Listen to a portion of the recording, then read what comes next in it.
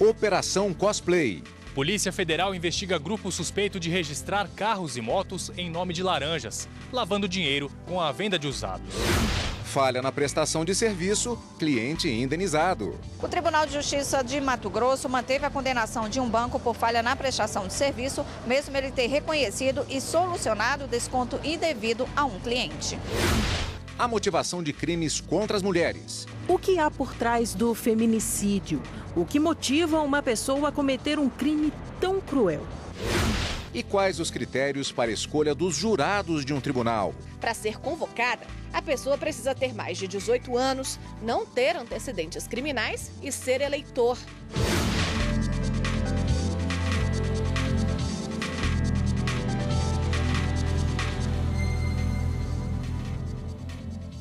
Olá, boa tarde. Boa tarde. A Polícia Federal faz operação para combater fraudes no comércio de veículos em Goiás e no Distrito Federal. É a Operação Cosplay, que investiga um grupo suspeito de ocultação de patrimônio. E quem traz mais informações sobre essa operação e fala ao vivo com a gente agora é o repórter Gabriel Ciafrei. Boa tarde para você, Gabriel.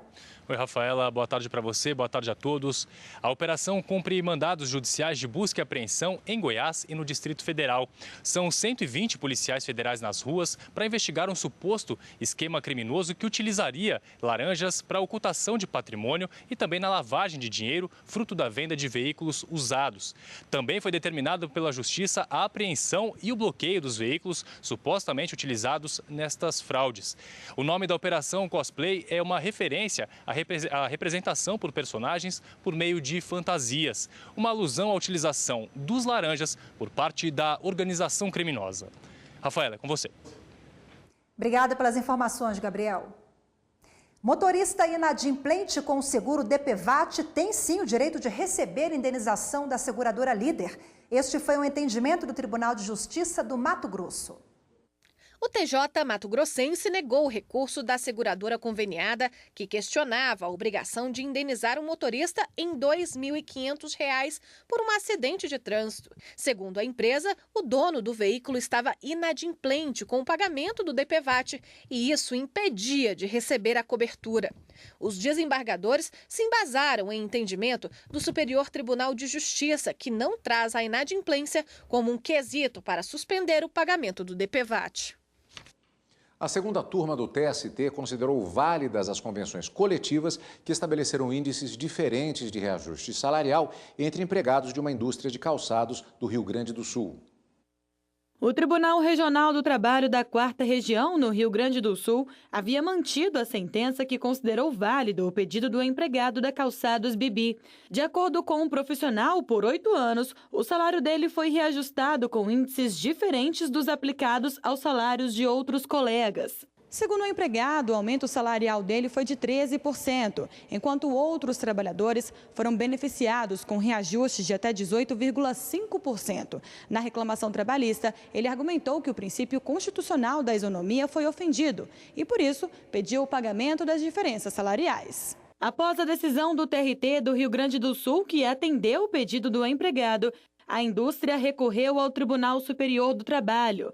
A relatora do caso na segunda turma do TST, ministra Adelaide Miranda Arantes, entendeu que o princípio da isonomia não foi violado, uma vez que o aumento com índice diferente foi concedido de forma a favorecer com percentual mais expressivo os empregados com piso salarial menor. Eu trago precedentes no meu voto e conheço e dou provimento para considerar válidas as cláusulas normativas que estipularam diferentes percentuais a título de recomposição salarial para empregados da reclamada e, de consequência, excluir da condenação o pagamento das diferenças salariais e reflexos. Todos os ministros acompanharam o voto da relatora. Assim, a segunda turma considerou válida a norma coletiva que reajusta salários com percentuais diferentes. O Ministério Público Federal ajuizou uma ação para que a Caixa Econômica Federal agilize a recuperação de imóveis do programa Minha Casa Minha Vida, abandonados ou ocupados por moradores que descumpriram as regras do programa. A ação foi proposta pela Procuradoria da República em Itapeva, São Paulo, onde imóveis são objetos de investigações e ações judiciais desde 2015. Para o MPF, a lentidão burocrática não só gera prejuízos ao erário, como também prolonga a carência de famílias que esperam na fila por uma moradia. Falsos vendedores que atraíram e mataram comprador são condenados por latrocínio. O julgamento foi no Tribunal de Justiça de São Paulo. Os acusados usaram um site de anúncios classificados na internet e se passaram por uma mulher que estaria vendendo um instrumento musical e que necessitava do pagamento em espécie. O interessado chegou ao local combinado para a compra e, ao ser anunciado o assalto, reagiu, sendo morto com 2 tiros. Os 2 criminosos foram condenados a 21 anos de reclusão por associação criminosa e latrocínio após falsa venda. Ainda cabe recurso, mas os acusados não podem responder em liberdade. Começa hoje o pagamento do 7º lote do abono salarial PIS/PASEP 2018-2019, ano base 2017. Podem receber o benefício os trabalhadores da iniciativa privada, nascidos em janeiro e fevereiro, e os servidores públicos com final de inscrição número 5. A estimativa é que mais de 2 bilhões e 800 milhões de reais sejam pagos a aproximadamente 3 milhões e 400 mil trabalhadores. E você vai ver a seguir: banco tem de indenizar cliente por ter descontado da folha de pagamento em empréstimo feito por terceiros. Você é lesado nos empréstimos, você é lesado nos juros, você é lesado em operadora de celular, em todas as formas você é lesado. Uma combinação perigosa. Falta de tempo e todo tipo de informação à disposição na internet. Uma tentação que muitos estudantes não resistem e acabam usando o famoso Ctrl+C, Ctrl+V na hora de fazer os trabalhos acadêmicos. Rafaela, só que o problema é que isso é considerado plágio, prática que pode complicar a vida do aluno na universidade e na justiça. Na agitação da vida moderna, os dias são um corre-corre. Para muita gente sobram coisas para fazer e falta tempo. Para quem estuda, então, a situação pode ser pior. E muitos estudantes acabam fazendo tudo para ganhar tempo, principalmente quando o prazo para entregar uma tarefa está acabando. Então você vê na internet um texto que era exatamente tudo o que você precisava para fechar o trabalho. Aí pode entrar em ação o famoso Ctrl+C, Ctrl+V, copiar e colar. Mas cuidado, isso pode dar muito problema para você. Posso dar o 0 para o aluno, né? Então a gente tem trabalhos, por exemplo, que envolvem uma porcentagem de ponto significativa, isso pode levar o aluno a uma reprovação. Mas mesmo sabendo disso, muita gente arrisca. É o caso da Amanda. Na verdade, ela achou que não era algo tão grave assim. Por isso, copiou um texto sem citar o autor. Mas agora sabe que o plágio não compensa. Para ela, vale a pena pesquisar e estudar. É obrigada a ler também, né? Porque eu acho que quando a gente aprende é quando a gente lê mesmo. E quando a gente está copiando, a gente só copia e cola e não aprende nada. Então não dá para fazer plágio. Não, de jeito nenhum. Emily reconhece que também já teve vontade de copiar um texto da internet, mas conseguiu resistir. E explica por quê. Eu acredito que seja até um desrespeito mesmo, até com quem faz o que é o correto, né? Porque agir dessa forma é driblar mesmo, é como furar uma fila, por exemplo, né? Então aí a gente tem que se esforçar mesmo para não cair na tentação do plágio.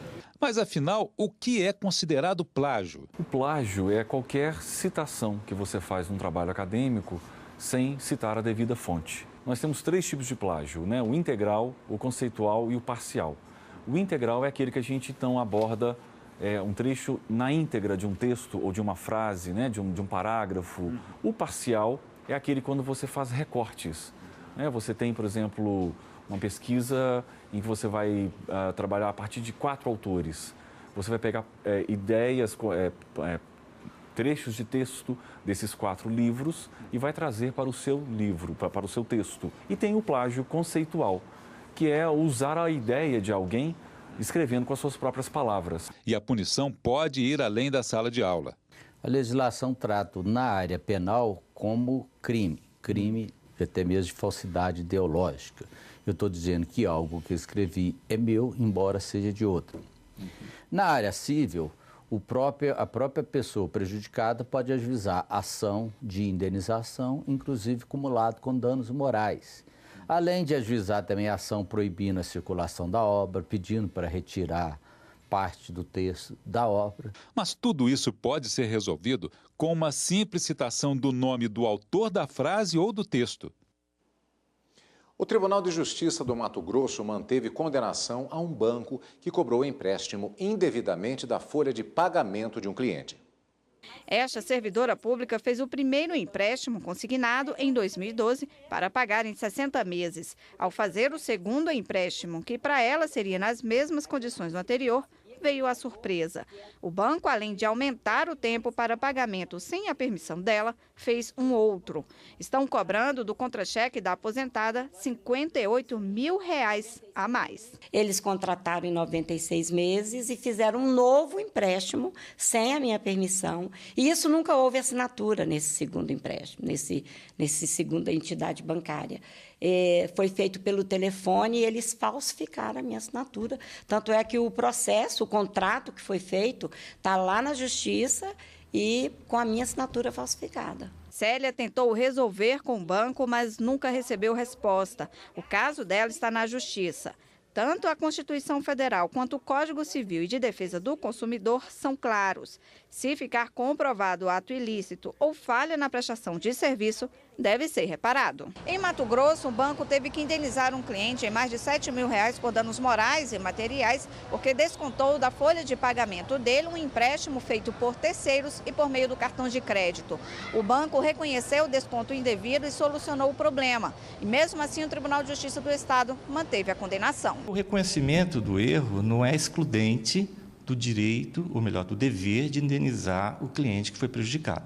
O fato de você reconhecer talvez amenize algum aspecto da boa imagem que a própria empresa que cometeu o erro vai ter perante o judiciário. Mas perante o consumidor isso é relevante. O consumidor ele quer que seja reparado por aquilo que ele perdeu em função daquela atividade mal prestada pela entidade bancária. O banco não apresentou nenhum documento para reverter a decisão. Ele só ficaria isento de indenizar caso comprovasse que não houve falha na prestação de serviço ou culpa exclusiva do consumidor ou de terceiros, o que não aconteceu. Célia sabe bem a dor de cabeça que dá ser cobrada por uma dívida que não adquiriu. Você é lesado nos empréstimos, você é lesado nos juros, você é lesado em operadora de celular, em todas as formas você é lesado. E aí, como fica isso? Eu fico muito triste com isso, porque eu sou uma pessoa muito correta.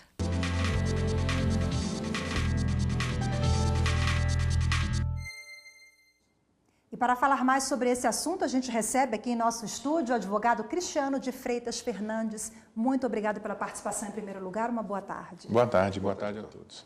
Bom, vimos agora no finalzinho da reportagem uma fala muito interessante que representa aí o sentimento de todos os consumidores que são lesados, né? É muito triste, né? O consumidor fica perdido sem saber o que fazer, onde procurar.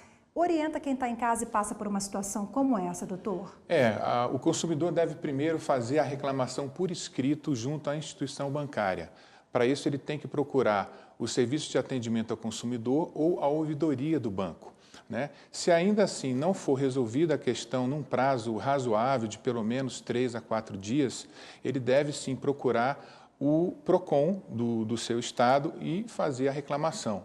Não tendo também sucesso no PROCON, ele pode buscar a justiça, contratando um advogado e até 20 salários mínimos no juizado especial civil.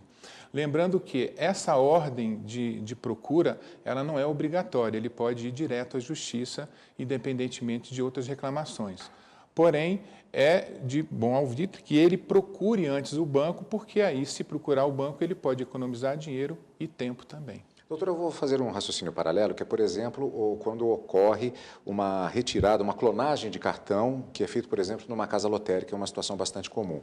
A forma de percepção da fraude é justamente aquela retirada de uma determinada quantia que você não fez numa casa lotérica que você nunca frequentou. Como é que se percebe que houve uma situação dessas no próprio extrato da pessoa? No extrato, ele vai sempre configurar a retirada daquele valor e, dependendo de como essa retirada foi feita, se foi diretamente na agência ou no caixa eletrônico, vai, obviamente, ter que o banco comprovar que foi mediante a assinatura ou mediante a utilização de senha, né? Agora, se for um empréstimo bancário, ele geralmente é feito em conluio com o gerente de cada instituição financeira. E aí fica muito difícil para o banco provar que foi uma culpa exclusiva do consumidor, porque só provando que foi culpa exclusiva do consumidor é que o banco se livra da responsabilidade pessoal. É um caso curioso, eu achei, né, nesse caso que vimos na reportagem, um empréstimo, né, feito na senhora, a personagem Célia, sem autorização, com uma assinatura falsa. Mas não é tão curioso assim no que diz respeito ao número de casos que ocorrem, eu imagino, é isso, doutor? São casos comuns, sim, eles se repetem. Quais são as outras situações de descontos indevidos? O curioso é que esse tipo de vício, ele é bastante antigo e ainda atual, né? Infelizmente, o que vem acontecendo nos tribunais é uma inversão de valores, a gente precisa reconhecer isso, do ponto de vista das indenizações. Os consumidores procuram o judiciário para serem indenizados e, infelizmente, no afã de não enriquecer o consumidor em razão daquele prejuízo daquela ação, as indenizações são fixadas em valores muito pequenos, porque se fossem fixadas em valores bastante elevados, isso serviria, sim, de disciplina para as instituições financeiras, né? Então, é muito comum hoje empréstimos não autorizados, né? A aceitação de cheques com assinatura falsificada e também a cobrança de tarifas que são proibidas, né? O Banco Central, ele tem uma série de documentos e de relação de serviços que não podem ser cobrados pelos bancos, né? Então, ele subdivide em 4 serviços, os serviços bancários, que são essenciais, os especiais, os diferenciados e os prioritários. Os serviços essenciais, como a emissão de cartão de débito, como a consulta à internet do seu saldo, não podem ser cobrados de forma alguma e são tarifas que, às vezes, os bancos cobram indevidamente. Doutor, isso até extrapola, eventualmente, até no caso que falou-se sobre a atuação do gerente em conluio com outra pessoa, isso extrapola a área civil, isso vai para a matéria penal. Exatamente. Aí a gente pode até analisar, dependendo da situação, a formação de quadrilha, né, e um crime financeiro que aí passa da esfera civil e também é preciso a atuação do Ministério Público. Ok, doutor Cristiano de Freitas Fernandes, mais uma vez, obrigada pelos esclarecimentos aqui e participação. Eu que agradeço. Boa tarde. Boa tarde, obrigado. E no próximo bloco, na série Como Funciona a Justiça, saiba quais os critérios para a escolha dos jurados em um tribunal. A escolha dos jurados não é aleatória, é estratégica.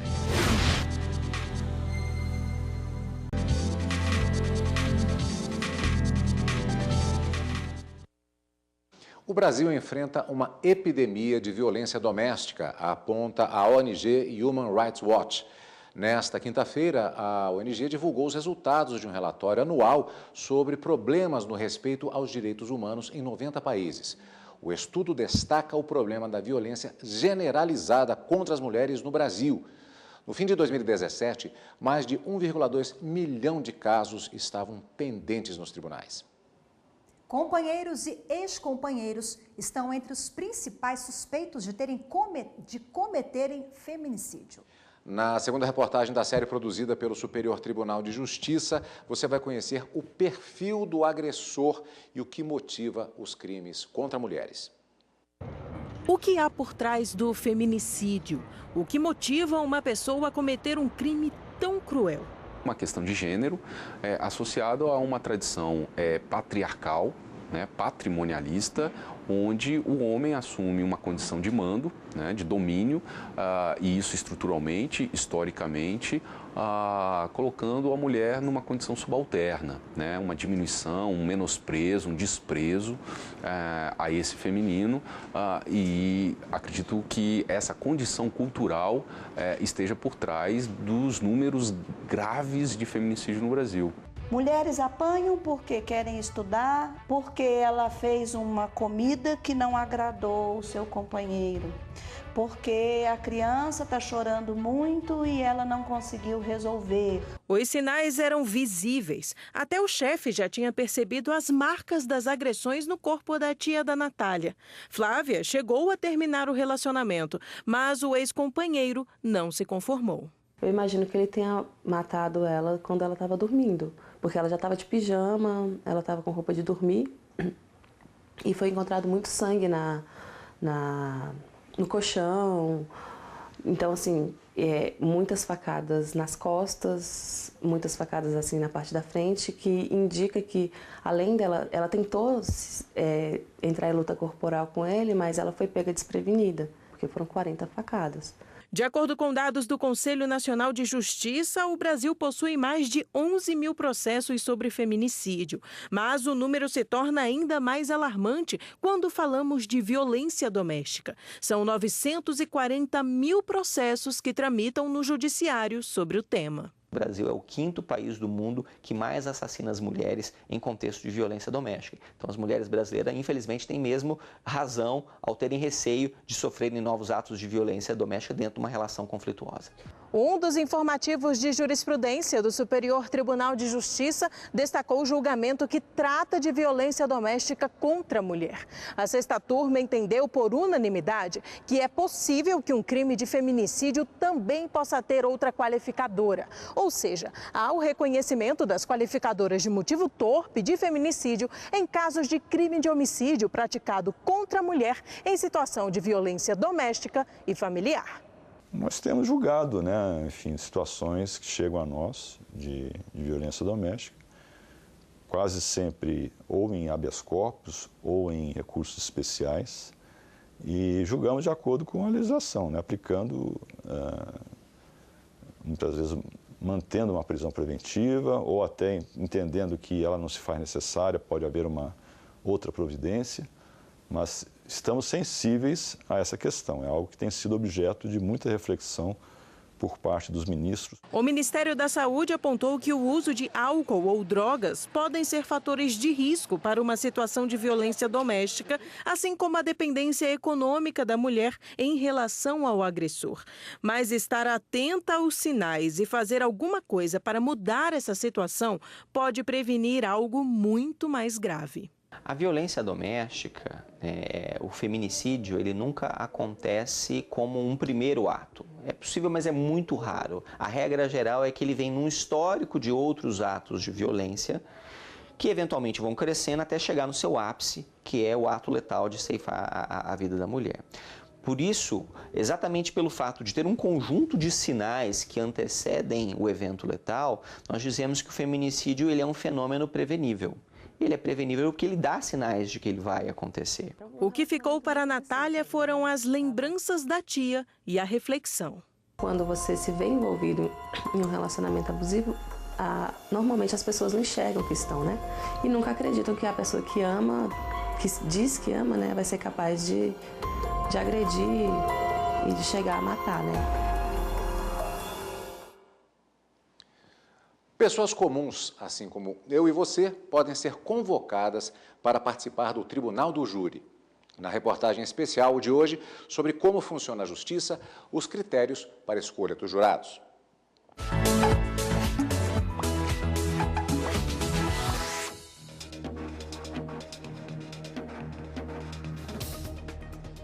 Muita gente nem imagina. Mas o cidadão comum pode e deve ter participação ativa no Poder Judiciário.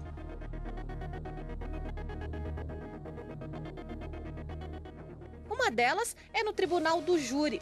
Quando alguém comete um crime contra a vida, está nas mãos da comunidade decidir pela condenação. A responsabilidade é muito grande, porque é uma vida que vai estar nas suas mãos, né? Então que você vai decidir o futuro dela. É o Código de Processo Penal que disciplina a composição do Tribunal do Júri. Eles são os chamados juízes leigos. –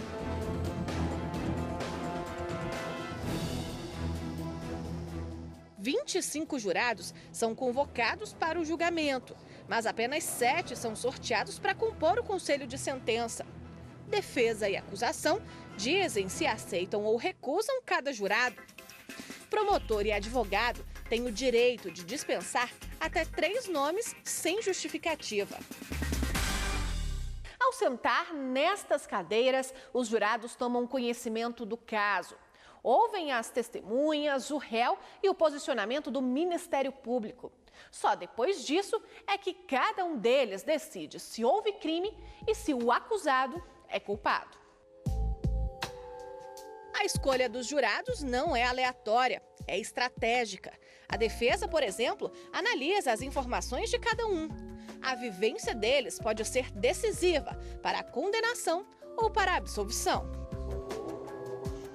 O réu é um rapaz jovem, de origem negra.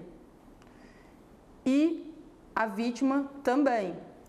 Por óbvio que mulheres idosas, brancas, não conseguem compreender exatamente quais são os códigos sociais, morais específicos daquele crime.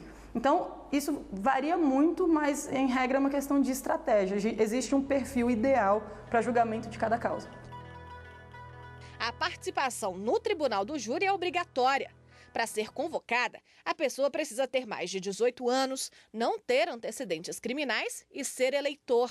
O presidente do Tribunal do Júri faz o recrutamento. Geralmente, pede a indicação para associações, instituições, universidades. Se for convocado, o cidadão não pode recusar. Só se apresentar motivo relevante e comprovado. A multa por não comparecer pode ser de 1 a 10 salários mínimos. Lidar com a vida das pessoas não é fácil, mas quem sobe na tribuna dá o seu melhor para fazer valer a justiça.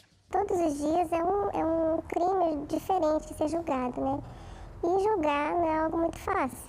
Então, mas é uma experiência nova, gratificante e a gente se sente sim contribuindo para a melhoria da nossa sociedade, né?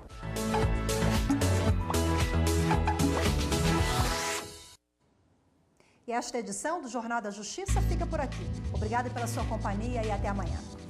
Uma ótima tarde e mais notícias do Judiciário às 18h30 no Jornal da Justiça, segunda edição. Até amanhã. Tchau.